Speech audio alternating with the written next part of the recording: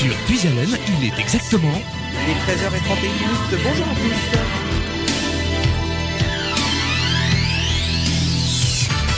Et vous nous écoutez sur le 92.5, le 99.1 et le 100.9 et également sur internet avec radiopuisalène.fr. Nous retrouvons tout de suite Edwige dans la salle d'interview. Bonjour Edwige. Oui, bonjour Nicolas, ça va ? Ça va bien, merci. Dis Vous donc, j'ai l'impression que t'as la patate là, hein ? Bah il faut bien.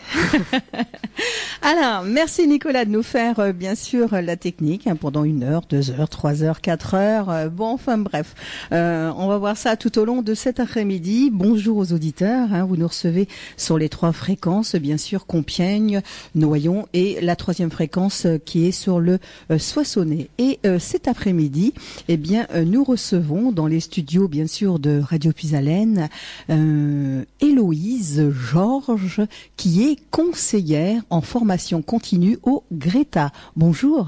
Bonjour Edwige. Ça va ? Ça va bien. Merci de m'accueillir aujourd'hui. Mais c'est tout à fait naturel et bien sûr hors antenne, c'est ce qu'on disait. Nous sommes là pour l'information. Alors, vous allez nous parler un petit peu de ce que vous faites. Oui, donc je suis conseillère en formation continue au Greta Haute-Somme. Le Greta, c'est un organisme de formation pour adultes qui est avant tout un réseau France entière parce que nous dépendons de l'éducation nationale. Donc Greta, ça veut dire groupement d'établissements. Et puis en Picardie, nous sommes 9 Greta. Donc en fait, potentiellement, à chaque fois qu'il y a un établissement scolaire, il y a potentiellement un Greta. Mais par contre, nous sommes consacrés complètement à la formation des adultes. Alors mon travail au Greta Haute-Somme consiste à développer la formation, étudier des offres de formation demandées soit par des entreprises, soit par des demandeurs d'emploi ou des salariés, et trouver la réponse adaptée pour les orienter et construire éventuellement un parcours de formation. D'accord. Donc là, vous êtes au Greta ou à Beauvais. Vous êtes situé où exactement votre... Alors, notre siège est à Péronne pour le Greta Haute-Somme. Donc 9 Greta en Picardie, on a 3 Greta par département. Pour le Greta Haute-Somme, le siège est à Péronne et nous couvrons les territoires de Péronne, Ham, Roy, Montdidier et Rosières. Donc un territoire assez large avec des antennes à chaque fois dans ces villes. Expliquez-nous un petit peu plus approfondément, on va dire, le but de votre intervention.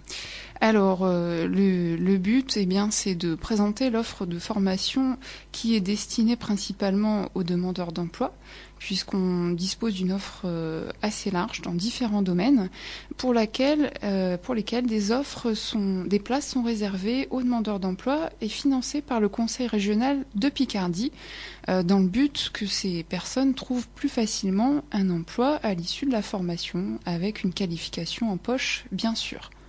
D'accord. Disons que si je veux avoir un emploi, il faut que je fasse la formation avant. Donc tout ça, c'est payé par un organisme ou Oui, donc le Conseil régional de Picardie attribue un nombre de places financées sur des formations qu'il a déterminées et commandées au départ. Oui. Donc en général, c'est en lien avec un besoin repéré sur le territoire parce que les entreprises ont un manque de personnel qualifié, parce qu'il y a des entreprises conséquentes dans un certain domaine d'activité.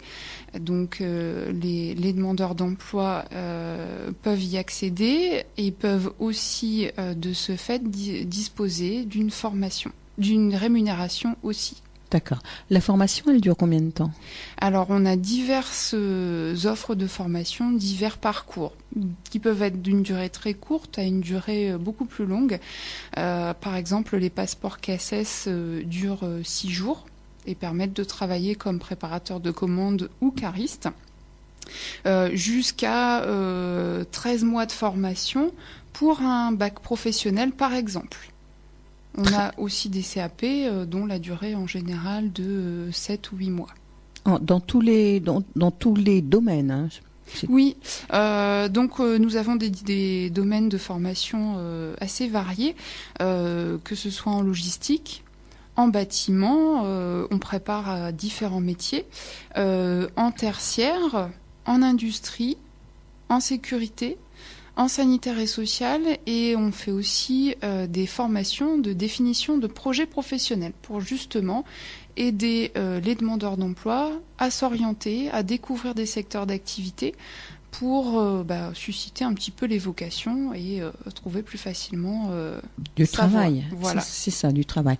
Alors, le but, c'est vrai que c'est de former et ensuite, après la formation, tout en sachant que la formation, forcément, elle est payée, bien sûr, rémunérée, et à la suite de ça, j'ai un emploi. Mais qui me garantit cet emploi ? Qui va chercher Alors, c'est le stagiaire lui-même qui va chercher son emploi. Cependant, comme alors dans la plupart de nos formations, on a des périodes de stage en entreprise, plus ou moins longues d'ailleurs. Le maximum, par exemple, alors ça peut aller de 3 semaines de stage jusqu'à 16 semaines pour un CAP agent logistique, par exemple. Donc ça permet aux stagiaires déjà de mettre un pied dans l'entreprise, alors qu'il aurait peut-être pas eu sa chance s'il n'était pas entré en formation ou s'il n'avait pas eu une qualification, et de ce fait aussi de se faire connaître pour se faire repérer, parce qu'une entreprise va prendre plus facilement quelqu'un qu'elle connaît et qu'elle a vu à l'œuvre pendant un stage, dont elle s'est occupée et qu'elle a pu former aussi un petit peu, plutôt que quelqu'un qui va postuler spontanément, peut-être sans qualification, et qu'elle ne connaîtra pas.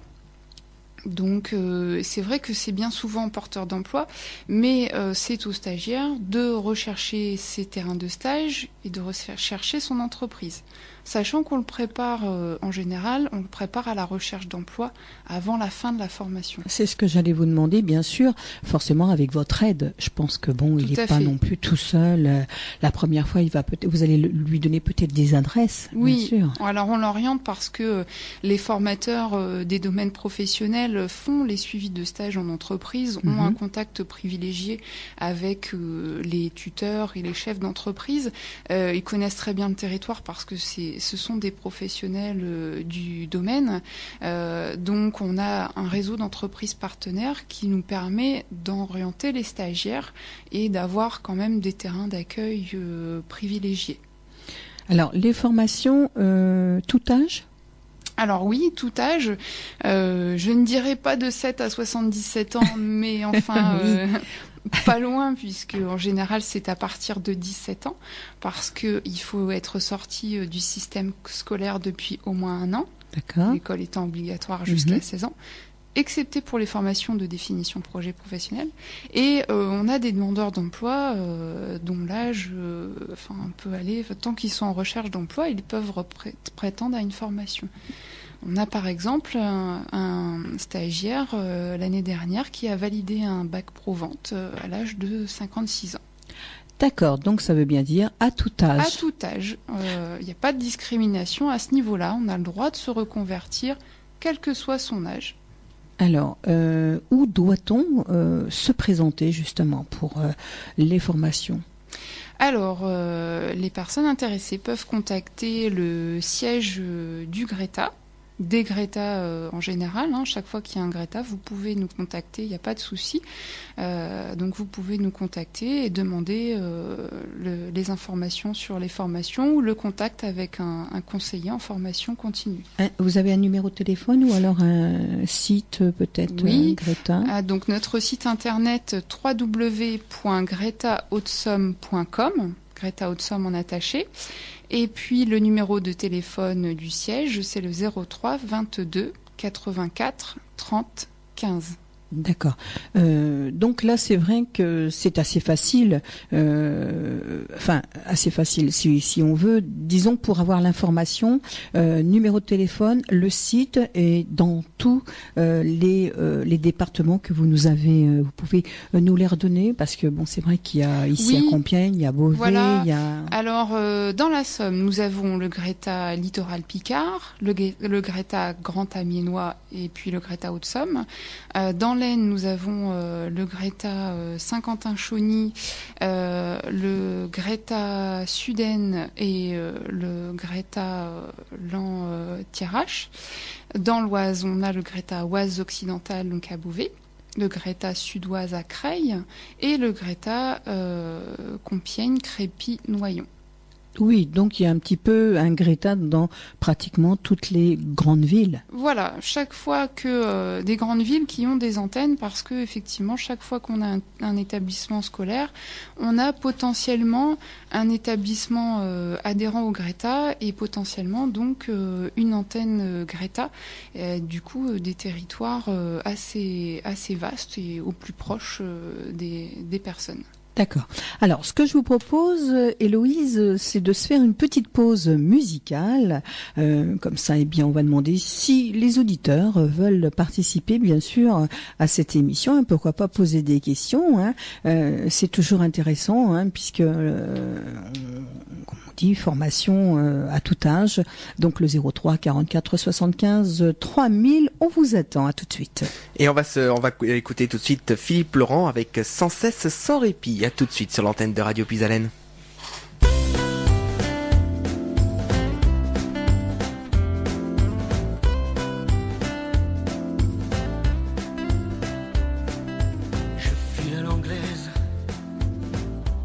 Edwige est son invité dans la salle d'interview. C'est notre vie, bien sûr, sur l'antenne de Radio Puisalène, où je reçois, elle a un très très joli prénom, Héloïse, bien sûr, qui nous parle, puisque Héloïse est conseillère en formation continue au Greta, Haute-Somme, et dans tous les départements où il n'y a que la Haute-Somme, mais disons que vous êtes en Haute-Somme et il y a des points qui sont détachés, comme on disait au départ, le Greta, vous êtes un petit peu partout. Voilà, c'est un petit peu ça que je voulais signaler. On travaille en réseau. Voilà, donc, c'est ça. On s'appuie les uns sur les autres. Voilà, c'est travailler en réseau, c'est bien ça. Alors, sur quelles conditions, bien sûr, on peut accéder aux formations ? Alors, il y a plusieurs conditions. Donc, pour les formations qui sont financées par le Conseil régional de Picardie, la première condition, c'est d'être demandeur d'emploi inscrit à Pôle emploi. Ensuite, c'est d'avoir un projet validé par la structure qui est chargée de votre suivi, c'est-à-dire Pôle emploi, ou les missions locales, ou la MEF, ou Cap emploi pour les personnes reconnues travailleurs handicapés. C'est-à-dire qu'en général, pour aller sur les formations, ce qui est demandé, c'est que le projet soit mûri, étudié, qu'on ait fait, par exemple, des enquêtes métiers, éventuellement un stage en entreprise pour se confronter au milieu du travail, vérifier que le poste est compatible avec sa personnalité, ses souhaits de parcours, ses contraintes, etc. Pour être sûr que la personne ne va pas faire demi-tour et ne va pas se rendre compte une fois en formation que finalement ça lui convient pas. C'est parce qu'elle aurait choisi. Oui. Voilà, donc parfois on se fait une idée d'un métier et puis une fois qu'on est dedans, on se rend compte qu'il y a des aspects qui nous correspondent pas forcément. Donc ça c'est important, c'est aussi regarder s'il y a des débouchés dans ce métier-là, parce que effectivement la région ne financera pas ou Pôle emploi ne validera pas un projet si il n'y a pas forcément de projet de retour à l'emploi derrière. Oui, mais là, permettez-moi de vous poser la question. Si justement je ne suis pas sûre de ce que je veux faire, est-ce que pendant 1 mois, 2 mois, 3 mois, est-ce que est-ce que je suis guidée ou est-ce que je peux arrêter ? Est-ce que la conseillère va me guider autre part ? Tout à fait. Donc le réseau d'accueil, les structures sont là justement pour aider les personnes à s'orienter, mais elles peuvent aussi et surtout bénéficier d'un accompagnement plus approfondi par des organismes spécialisés qui, eux, vont orienter les personnes vers notre organisme lorsque notre offre correspond ou intéresse. Et puis après, il y a des définitions, des formations spécifiques de définition de projets professionnels qu'on appelle les parcours d'orientation métier, où là on va vraiment passer du temps, par exemple 3 mois en formation pour se découvrir des filières, faire des stages en milieu professionnel, faire des enquêtes, voir des vidéos métiers, etc. Et là on va aller vraiment beaucoup plus loin sur la connaissance de soi et la définition de son projet. Quand on a des personnes qui sortent de ces formations, en général, c'est vrai qu'elles ont une idée assez aboutie de ce qu'elles veulent faire. D'accord, ce sont des formations vraiment complètes. Tout à fait.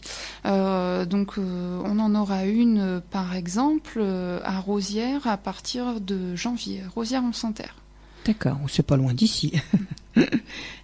Ce qui me permet de vous dire justement quelles sont les prochaines formations justement dans le coin, puisque vous me dites au mois de janvier, il n'y en a pas d'autres avant? Alors si, il y a des démarrages très prochainement, pour lesquels on a encore des places disponibles.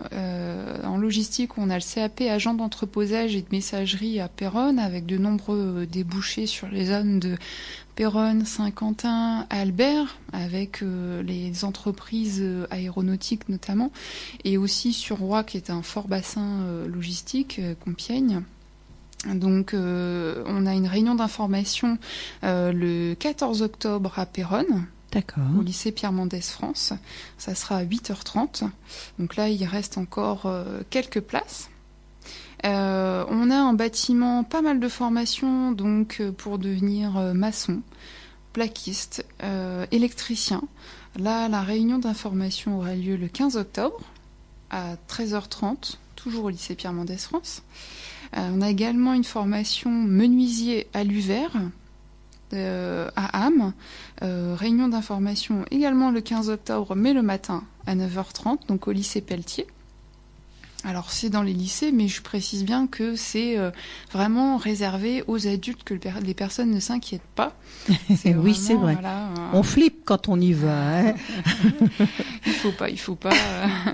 Donc vous êtes accueillis par l'équipe Greta et les équipes du lycée également qui sont habituées à accueillir des adultes et à les orienter sur les formations Greta. Mais avant d'aller en formation, il faut que je sois inscrit à Pôle emploi, on est bien d'accord. Tout à fait. Voilà. Ou mission locale, qu'est-ce qu'il y a d'autre? Alors, il y a les missions locales, il y a aussi Cap Emploi, il y a aussi les MEF, donc Cap Emploi spécifique pour les travailleurs handicapés, les missions locales qui s'occupent exclusivement des jeunes jusqu'à 26 ans. Oui. Pôle emploi, après, c'est le principal. À savoir que les formations peuvent être accessibles aux personnes qui ont un autre statut, mais sur d'autres financements. Par exemple, un salarié peut très bien bénéficier d'un congé individuel de formation. Alors, il n'aura pas le même parcours de financement, le même parcours de validation de projet. Une entreprise qui veut former un salarié au CACES, elle peut bien sûr s'adresser à nous. Et puis nous, en tant que conseillers en formation, on peut tout à fait rencontrer les personnes qui le souhaitent pour élaguer un petit peu tout ça, éclaircir les conditions d'entrée en formation, voir avec la personne la faisabilité de son projet, si on a une possibilité de l'accueillir en formation chez nous. Alors peut-être on va rappeler bien sûr un numéro, le site. Est-ce qu'il y a d'autres moyens de communication? Comment peut-on savoir que le Greta est là ou le Greta est là? Alors, donc notre numéro de téléphone, c'est le 03 22 84 30 15 et le site internet www.gretahautesome.com. Je vous invite aussi à aller voir tous les sites internet des 8 autres Greta de notre académie, celui au plus près de chez vous éventuellement, ou celui qui a l'offre qui peut vous correspondre, parce que j'invite aussi les personnes à être mobiles, parce que pour concrétiser son projet, quelquefois ça vaut la peine de faire un petit peu plus de route, mais de faire ce pourquoi on est destiné en quelque sorte, et puis surtout qui peut être porteur d'emploi, pas forcément prendre ce qui est à sa porte. C'est ce que j'allais vous dire, c'est vrai qu'il ne faut pas faire non plus du n'importe quoi, parce que ce sont des formations qui sont quand même payées, rémunérées. Il y a des organismes qui sont là pour justement que ça se passe bien.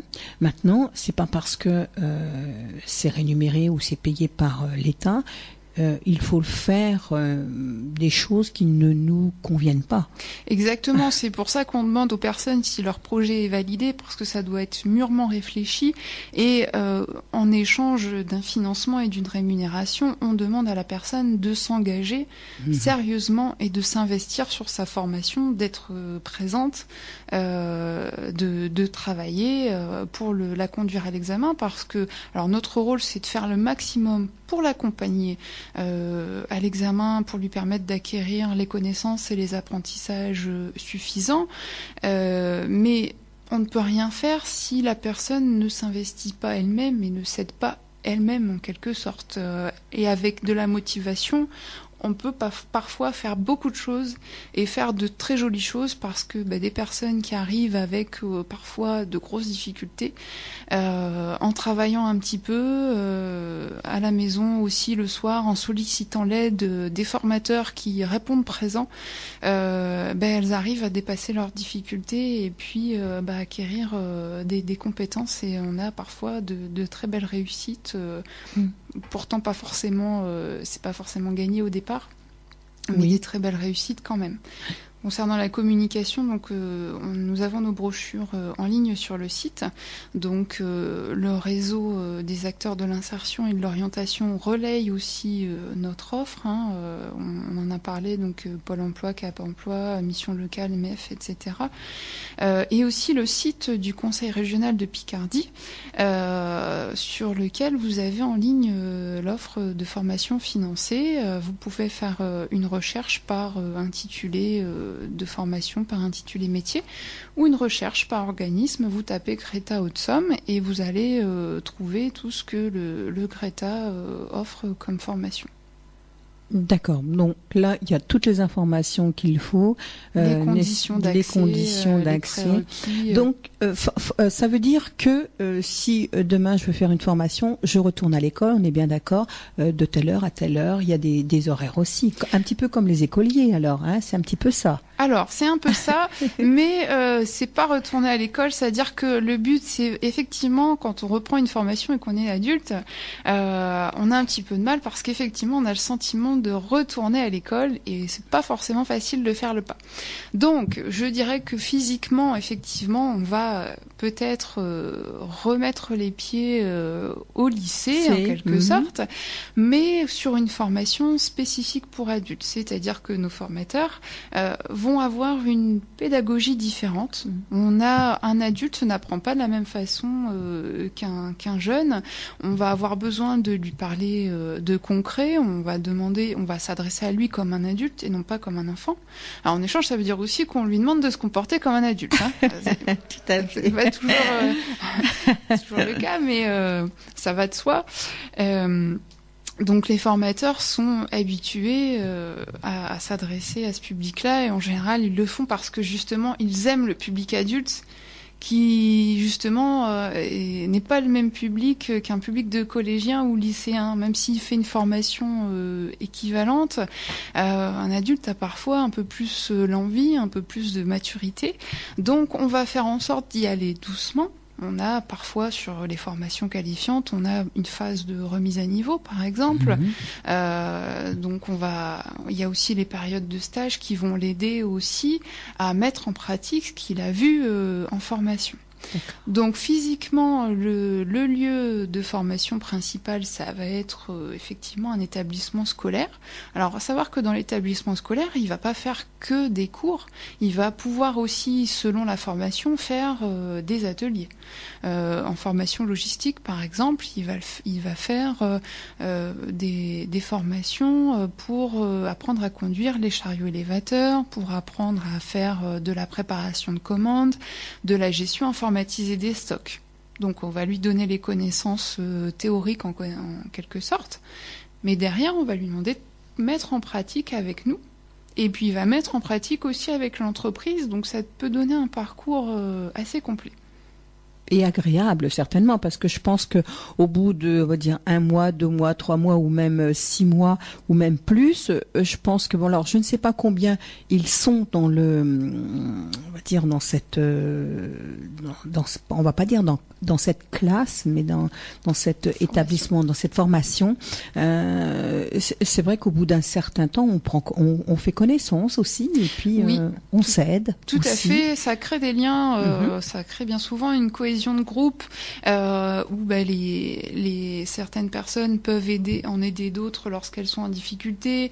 Les jeunes vont apporter des choses, des petites touches, et puis les personnes plus matures vont aussi apporter quelque chose aux jeunes, et c'est ça qui fait la richesse aussi de la formation, c'est la diversité des parcours, la diversité des milieux, la mixité.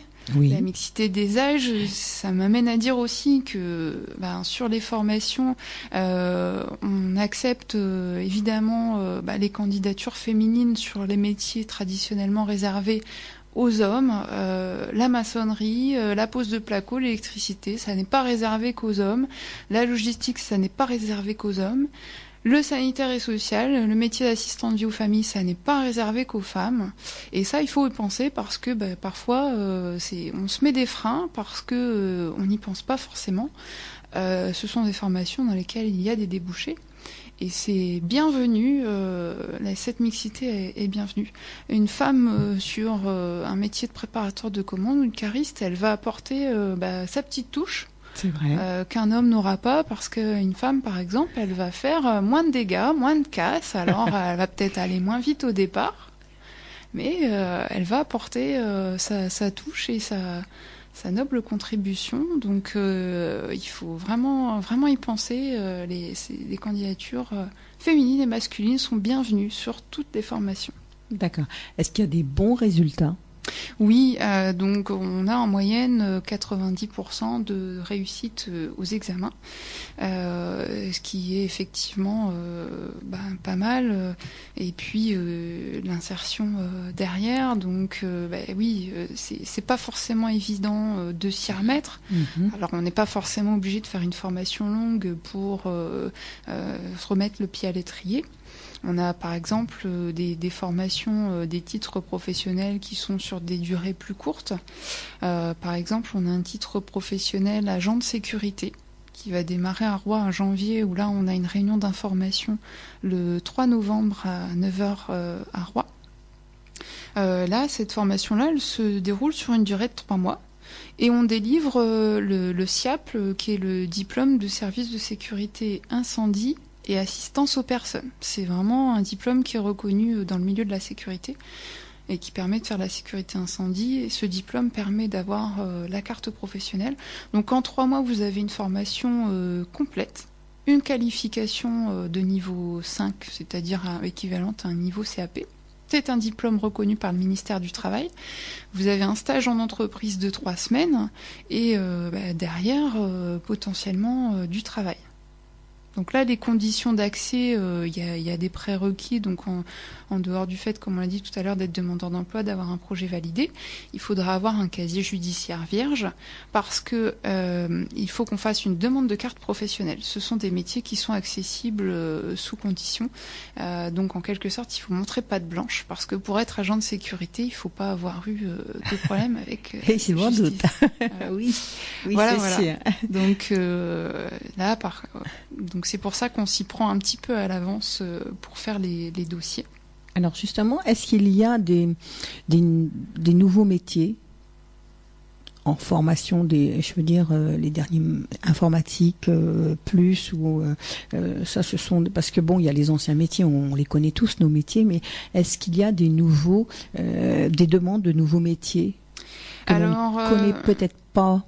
Alors, l'assistant de vie aux familles, c'est vrai que c'est assez nouveau. C'est un métier qui est lié à la nécessité d'aider un peu plus les personnes, de soutenir les personnes dépendantes, âgées, handicapées, les enfants aussi, les familles. C'est quelque chose d'assez nouveau.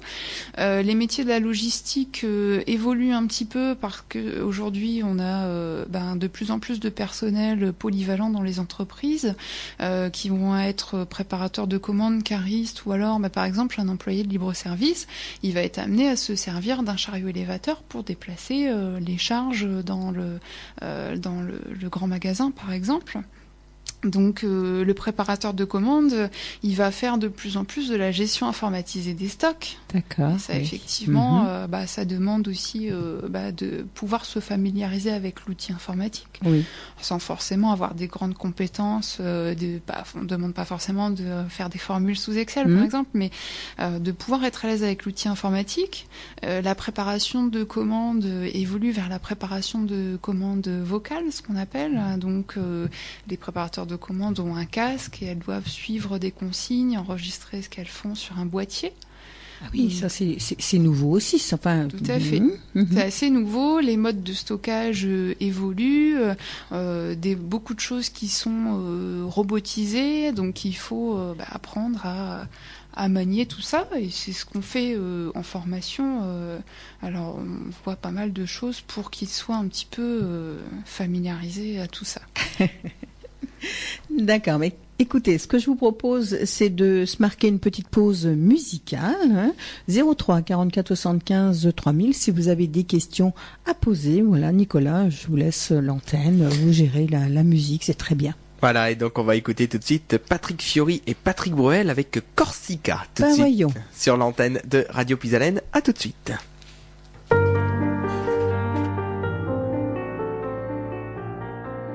Nous retrouvons tout de suite Edwige et son invité dans la salle d'interview. Oui, alors aujourd'hui on reçoit Héloïse qui est conseillère en formation continue au Greta.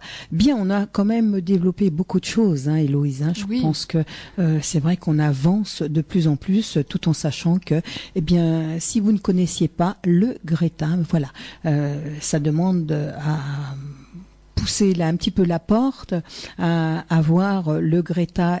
C'est un numéro de téléphone, c'est un site internet. Il y a beaucoup de choses derrière. Voilà, donc le 03 22 84 30 15 et le site internet www.gretaautosom.com avec notre documentation en ligne et puis ainsi que le site internet des 8 autres Greta de Picardie. C'est important aussi. Et on peut faire la formation à tout âge, à partir de 18 ans, 17 ans, 18 ans. À partir de 17 ans. 17 ans, voilà. Voilà. Donc, parce qu'il faut être sorti depuis 1 an du système scolaire, sauf pour les parcours d'orientation métier, où là, c'est accessible à partir de 16 ans.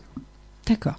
Donc là, alors, ce que l'on va développer un petit peu, c'est côté industriel. Voilà, donc on n'a pas parlé de l'industrie. Donc c'est très important parce que ce sont des métiers et des formations qui sont méconnus, qui ne suscitent pas forcément l'attention, et puis malgré tout, dans lesquels il y a des compétences à acquérir, des métiers qui peuvent être vraiment intéressants avec des débouchés. Donc là, on a par exemple un CAP conducteur d'installation de production à Montdidier, qui va démarrer normalement courant novembre. Et là, vous allez apprendre à conduire une ligne de production avec des débouchés dans diverses industries. Ça peut être dans l'agroalimentaire, ça peut être dans le pharmaceutique, ça peut être vraiment dans divers métiers. On vous apprend à conduire une ligne, à savoir comment la piloter, la programmer, faire une maintenance de premier niveau, l'approvisionner, faire un suivi qualité, remonter des dysfonctionnements, voir un petit peu, proposer des améliorations. Et puis aussi, pourquoi pas, coordonner sur une ligne de production. Il y a différents opérateurs de production. Donc le conducteur de ligne va un petit peu coordonner l'intervention de ses agents. Et il va aussi rendre des comptes à son responsable sur comment se passe la production, est-ce que tout s'est bien passé, etc. C'est aussi fabriquer des choses par l'intermédiaire de son intervention, par l'intermédiaire d'une machine. D'accord. Et là, ça commence quand alors? Là, vous me dites? Donc ça démarre courant novembre au lycée Jean Racine à Montdidier. On a une réunion d'information collective le 20 octobre. à 9h au lycée Jean Racine à Montdidier. Donc n'hésitez pas à nous contacter, on a encore pas mal de places disponibles. C'est une formation pour laquelle il y a des débouchés sur les industries du territoire. La formation a lieu parce que il y a des demandes sur le territoire.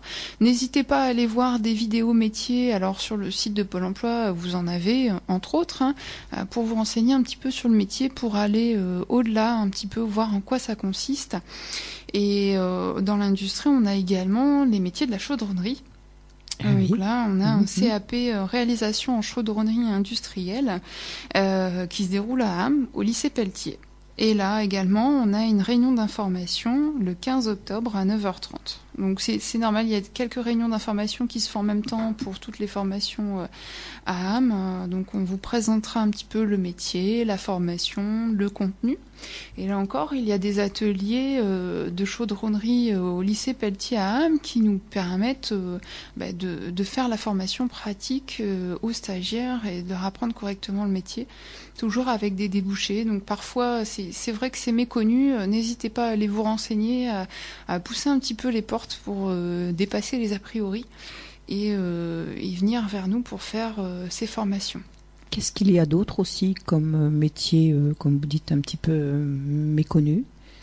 Alors les métiers méconnus, on a les métiers de la restauration, les métiers du bâtiment. C'est vrai que c'est pareil, on se fait parfois des idées où on n'y va pas forcément, et on a vraiment pas mal de formations là-dedans. Aller dans le bâtiment, c'est aussi apprendre à faire quelque chose de ses mains. C'est construire, c'est bâtir, c'est câbler une maison, une habitation en électricité, et voilà, faire en sorte que tout fonctionne bien. C'est construire une maison, un bâtiment de ses mains. Alors on n'est pas tout seul bien sûr, mais vraiment ce sont des jolis métiers, donc il faut vraiment aller au-delà parce qu'il y a du débouché derrière. C'est pas forcément des métiers confortables, je dirais, oui, mais ce sont tout de même des métiers qui ont de la valeur, et il faut vraiment s'y intéresser. D'accord. Donc là, il y a d'autres choses encore en industrie que vous nous avez pas... Alors en industrie, chez nous, c'est ce qu'on aura. C'est le CAP pour devenir chaudronnier. D'accord. Et le CAP pour devenir conducteur de ligne de production. D'accord. Voilà. Là, on rappelle l'adresse. Donc www.gretaoutsome.com et le 03 22 84 30 15. Notre adresse mail, c'est greta.hts@ac-amiens.fr. Alors sur notre site, vous retrouvez toutes les brochures. Vous retrouvez également la liste des formations financées par le Conseil régional, avec les dates d'information collective, les dates de démarrage, les places disponibles, parce qu'on va avoir des démarrages en formation jusque l'année prochaine. Il y a une offre quand même assez régulière, et puis ça s'étale jusqu'au mois de mars 2016, par exemple, pour un bac pro-gestion administration. On va avoir un démarrage au mois de mars 2016. CAP cuisine, donc c'est prévu en février 2016. Donc n'hésitez pas à vous renseigner. Et donc pour l'information sur les formations financées, notamment pour les demandeurs d'emploi, sur la page d'accueil, vers le bas, vous trouverez les actualités. Et vous trouverez un fichier PDF nommé Fiche Formation Région 2015-2016. Vous trouverez aussi le calendrier des formations interentreprises, où là vous avez les formations modulaires ouvertes aux salariés, aux entreprises, aux patrons qui veulent former leurs salariés, mais aussi aux demandeurs d'emploi qui veulent faire un perfectionnement ou qui veulent utiliser leur compte personnel de formation. Un salarié aussi a des droits à la formation et a un compte personnel de formation, et il peut le mobiliser, il peut en faire la demande pour faire une formation de perfectionnement ou initiation en bureautique par exemple. pour faire un CACES, nacelle, pour faire des modules de professionnalisation en maçonnerie, en hygiène des locaux. On peut faire plein de choses pour passer un sauveteur secouriste du travail, par exemple, de la comptabilité. On a aussi une offre variée et là où les formations sont pas forcément longues, on peut faire du court, c'est pas forcément à temps complet, ça peut être une journée ou 2 journées par semaine, par exemple en bureautique. Et puis le Greta accompagne également les personnes qui ont une expérience à la validation des acquis de l'expérience. D'accord. Voilà. Donc tous nos supports sont en ligne, n'hésitez pas, on a les brochures aussi avec les dates de formation, donc il y a tout ce qu'il faut. Eh bien, écoutez, je pense que vous avez tout dit, Héloïse. Hein. On a fait le tour. Le mot de la fin ?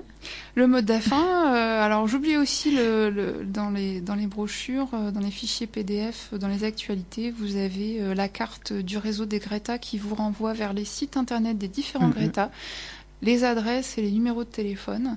Voilà, donc n'hésitez pas à revenir vers nous, quel que soit votre statut, salarié, demandeur d'emploi. On a une offre de formation, on peut vous aider. Nous sommes service public de la formation pour adultes et ça fait aussi partie des missions des conseillers en formation continue et des équipes sur place qui travaillent au quotidien avec nous, de renseigner toute personne dès lors qu'elle le désire. Merci à vous, Héloïse. Merci beaucoup. À bientôt. À bientôt.